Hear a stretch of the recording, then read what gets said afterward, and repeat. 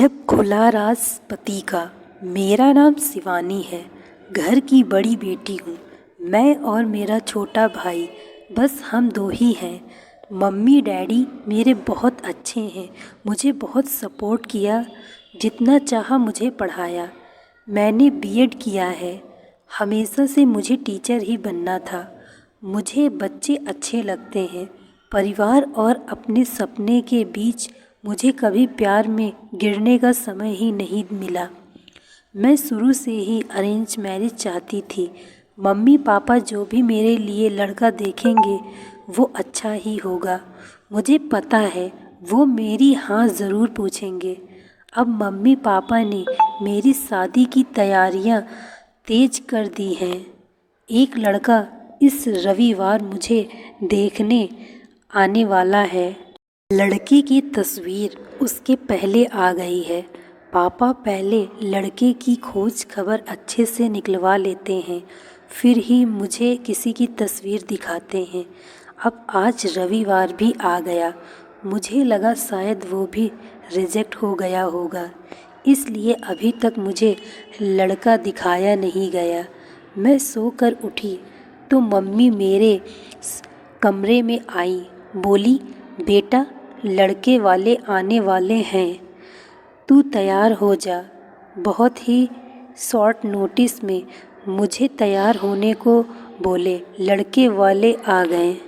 मैं अभी भी किचन में हूँ, नाश्ते और चाय की प्लेट जमा रही हूँ। बाहर से मुझे बात करने की आवाज़ें सुनाई दे रही हैं। कुछ ही मिनटों के बाद मम्मी की आवाज़ आई। मैं बाहर ट्रे लेकर गई। ट्रे रख कर मैंने सबसे पहले उसके मम्मी और पापा को नमस्ते किया। फिर मैंने उसकी तरफ देखा। सच बोलूं तो लड़का बहुत स्मार्ट था। सिंपल शर्ट और जींस में आया था। चेहरे पर एक मासूमियत थी। मैंने तो मन में हाँ कर दी थी, पर मेरी हाँ से क्या होता है, उसे भी मैं पसंद आना चाहिए। फिर घर वालों ने बोला कि बेटा अकेले में कुछ बात करनी हो तो कर लो। उसने मना किया, पर फिर भी घर वालों ने हमें अकेले कमरे में भेज दिया। चुप रहा वो। मुझे लगा मैं उसे पसंद नहीं हूँ, इसलिए बात नहीं कर रहा। फिर मैंने ही चुप्पी तोड़ दी। पूछा, आप क्या करते हैं? बोला, मेरा नाम तो आपको पता होगा नहीं भी तो मैं बता देता हूँ। मेरा नाम मयूर है। बिजनेस है प्रॉपर्टी का। अपने बारे में फिर बताने लगा। कुछ देर हमारी बात हुई, फिर बाहर से मम्मी की आवाज़ आ गई। बड़ों में बात हुई और रिश्ता तय हो गया। उसके घर वाले जल्द ही शादी करना चाहते थे। पिताजी ने अपनी खोज कर ली थी, इसलिए शादी 1 महीना बाद ही तय हो गई। इस दौरान मैंने मयूर का नंबर लेकर उससे बात करना चाहिए। मुझे लगा कि वो थोड़े शर्मीले हैं, इसलिए मैंने ही पहल की। करीब 1 महीने में बहुत बात हुई और प्यार वाली फीलिंग क्या होती है यह मुझे पता चल गया।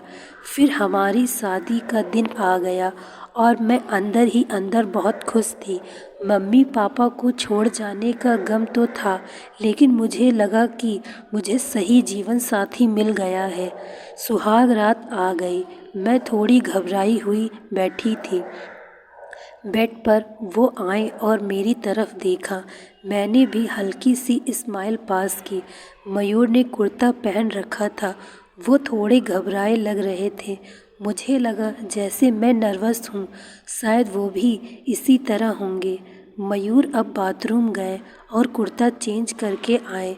फिर मयूर आकर बोले कि बहुत थक गई होगी, शायद आज आराम कर लो। मुझे लगा वो भी थके हैं, इसलिए मैंने ज़्यादा सवाल जवाब नहीं किए। अगली सुबह वो बाथरूम में फ्रेश होकर नहाकर और कपड़े भी अंदर ही चेंज करके आए। मुझे थोड़ा अजीब लगा। फिर मैंने सोचा शायद उनकी यह आदत होगी। अगली रात फिर आई और मयूर ने फिर ऐसा ही किया। अभी तक वो मेरे पास भी नहीं आए थे। अब मुझे लगा कि मयूर कुछ छुपा रहे हैं, क्योंकि उसके चेहरे पर साफ दिखाई दे रहा है।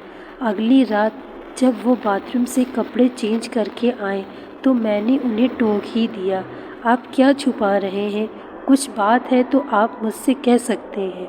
वो बोले, बात तो है, जल्द ही तुम्हें पता चल ही जाएगी, पर तुम्हें शायद बुरा लगेगा। मैंने बोला, आप नहीं बताएंगे तो ज़्यादा बुरा लगेगा। उन्होंने अपना शर्ट खोला और फिर उसे कुछ कहना नहीं पड़ा, मैं खुद ही समझ गई। उसके चेस्ट पर एक लड़की के नाम का टैटू था, रिया। अब मैं चुप हो गई और चुपचाप बेड के एक साइड पर सो गई। वो मुझसे बात करने की कोशिश करना चाह रहे थे, लेकिन फिर वो भी बेड के दूसरी साइड पर सो गए। अगले दिन मेरा मुंह उतरा हुआ था।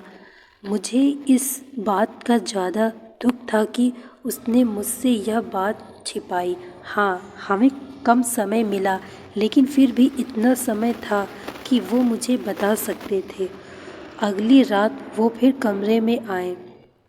उसके आने के पहले ही मैं बेड के साइड पर सो चुकी थी। उन्होंने मुझे मेरी बाह पर हाथ लगाया और बोला, तुम चाहो तो हम बात कर सकते हैं।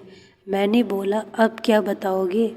वो बोले कि मैं उस लड़की से प्यार करता था, लेकिन रिया को हमेशा से विदेश में शिफ्ट होना था, इसलिए जब उसे मौका मिला तो वो चली गई।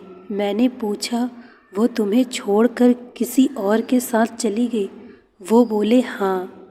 मैं चाहता तो यह टैटू को साफ करवा लेता, लेकिन मैंने सोचा पहले तुम्हें बताऊंगा। तुम्हारी बातों से मुझे लगा था कि तुम समझोगी। फिर वो चुप हो गए। मैंने बोला, तुम मुझे शादी के पहले भी बता सकते थे। वो बोले, अगर मैं बताता तो क्या तुम शादी नहीं करती? और अगर अब भी तुम जाना चाहो तो जा सकती हो। मैं वही करूँगा जो तुम्हें अच्छा लगे। उस रात मेरा गुस्सा पता नहीं कहाँ चला गया, लेकिन थोड़ा डर भी था, कहीं फिर से झूठ तो नहीं बोल रहे।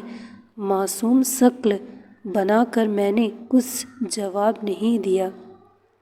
लगभग 3 महीने तक हमारी बात नहीं हुई।